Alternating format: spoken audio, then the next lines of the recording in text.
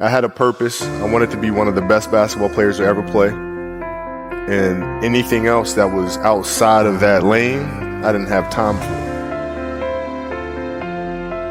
There's a quote from one of my English teachers at Lower Merion named Mr. Fisk.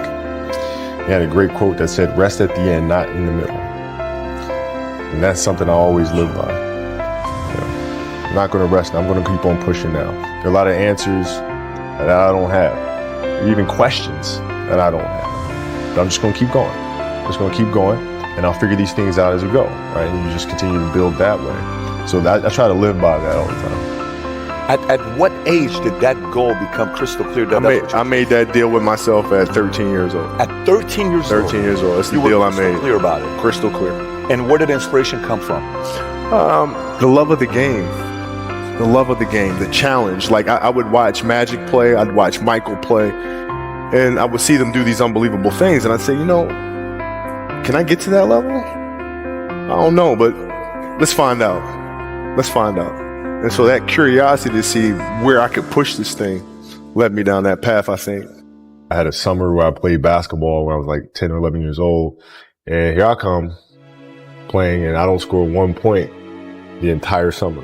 Not a free throw, nothing, not a lucky shot, not a breakaway layup, 0 points. And I remember crying about it and being upset about it. And my father just gave me a hug and said, "Listen, whether you score 0 or score 60, I'm going to love you no matter what." Wow. Now that is the most important thing that you can say to a child.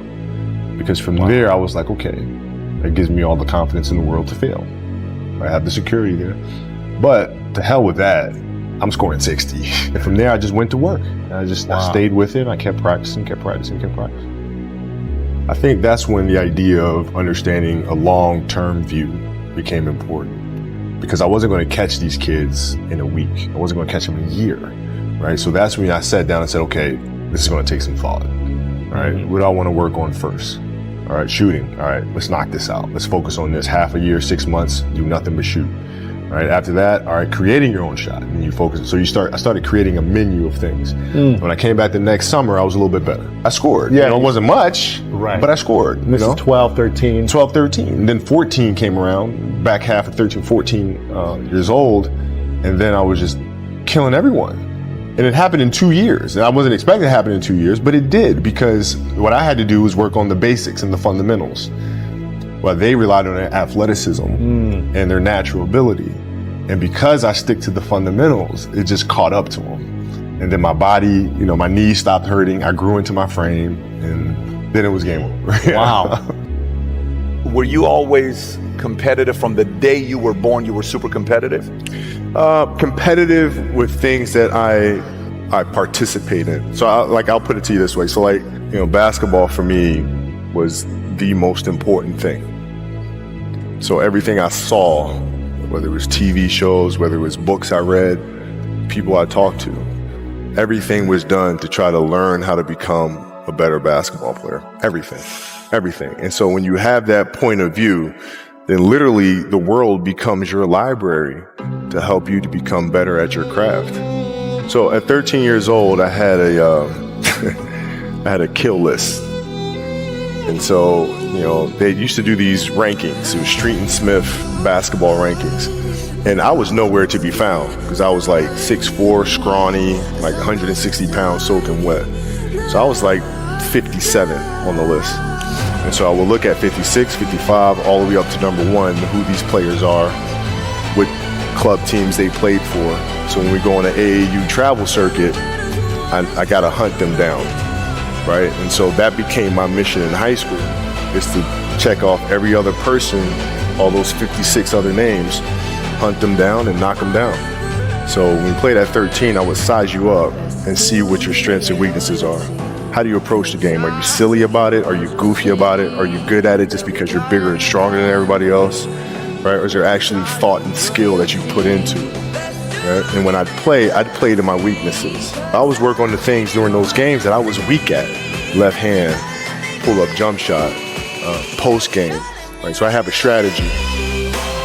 What was really your work ethic like, and for how long did you stay disciplined? I mean, every day. I mean, since 20 years. It was an everyday process and trying to figure out strengths and weaknesses. For example, jumping ability. Now, my vertical was a 40, it wasn't a 46 or 45. My hands are big, but they're not massive. Right? So you got to figure out ways to strengthen them so your hands are strong enough to be able to palm a ball and do the things that you need to do. Quickness, I was quick, but not insanely quick. I was fast, but not ridiculously fast. Right? So I had to rely on skill a lot more. I had to rely on angles a lot more. I had to study the game a lot more. And but I enjoyed it though. So like from the time I can remember when I started watching the game, I studied the game, and it just never changed. What does losing feel like to you? It's exciting Why is it exciting? because it means you have different ways to get better.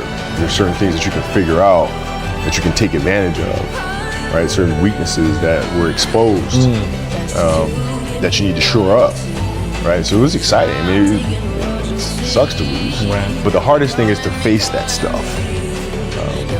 That's a really, really tough challenge.